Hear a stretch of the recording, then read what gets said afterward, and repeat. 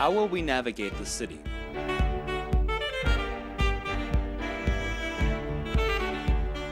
How will our changing needs stimulate our imagination?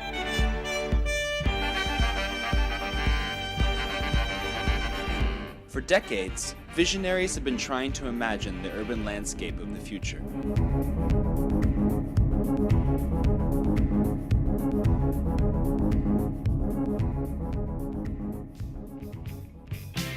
Today, the environmental crisis, the fuel supply shortage, and the rising price of oil challenges us to create new solutions.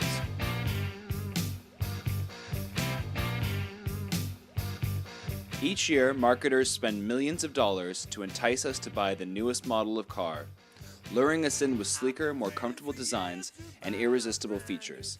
They have made the car a status symbol and a way of life. Buses have certainly come a long way from what they looked like 50 years ago. And while today's buses offer new computerization, new fuel systems, and some newer creature comforts, we are aware that to encourage the public to ride more and drive less, tomorrow's buses will need to be sleek and sexy, environmentally friendly, customized for maximum comfort, and responsive to all the different ways people want to use transit. Hi, I'm Dan Dawson, Customer Relations Manager for the Big Blue Bus, and welcome to the making of the bus of the future. A key goal of this initiative was to begin a thought-provoking and ongoing dialogue between the transit industry and the public regarding the creation of vehicles that are more progressive, meaningful, and pleasurable to use.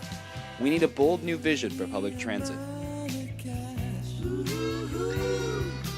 This has been such an exciting project. I'm glad that everybody is around the table today because I think this dialogue is really going to help us to really look at what our challenge is for the next 50 years, next 100 years, to continue to create a stronger relevance in making the case for the value of public transportation to a sustainable society. As part of the Bus of the Future campaign, we decided to launch a blog. I was really excited to participate in a blog for the first time in my life, but to understand that we were actually communicating with people who were interested in the Bus of the Future from all around the world. It's really been a great device for bringing in multiple types of feedback. So we have bus riders, bus drivers, we have other designers, we have anonymous people, just everyone who want to put in their 2 cents about the bus design. When we had the idea to develop the bus of the future, we wanted to get students involved. That was very important. And luckily, we found the Art Center College of Design was right in our backyard. I was really happy when the Big Blue Bus Company approached us at Art Center and said that as part of their 80th anniversary celebrations, they really wanted to have a vision for their customers as to what the next 80 years of bus travel would bring in Santa Monica.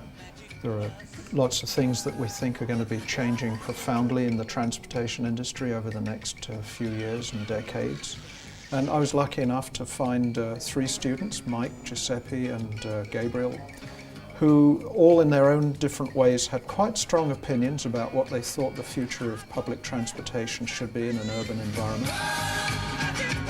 Like an hourglass, you sort of refine your ideas, and I came up with, with my backbone chassis concept. The concept is sort of a 3-sectioned bus.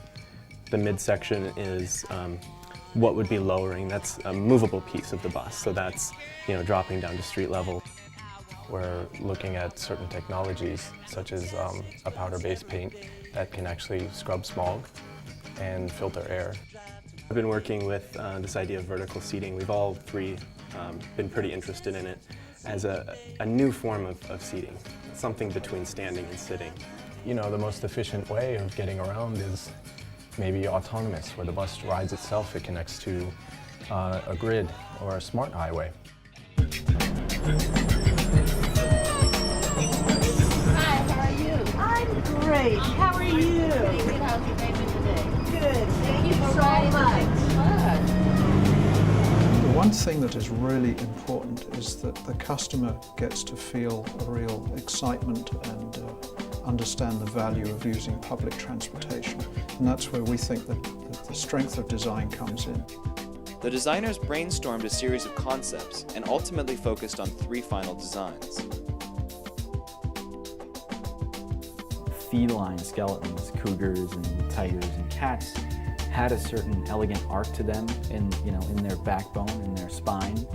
And I thought about associating that idea with Roman bridge arches. This seems to me to be something that is pretty crazy. I looked at buildings that are not fully completed yet, when they're still sort of a skeletal frame, steelwork. And I decided to apply that to my bus concept. Right now in the news, double-decker versus bendy bus, it's a huge issue in London.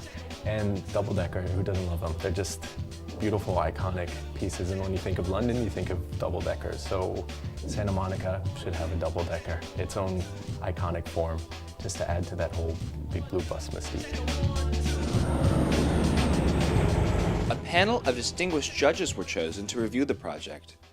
The designs were scored on how user-friendly they were to ridership, on their environmental sustainability, innovation, and enhancement of the Big Blue Bus brand.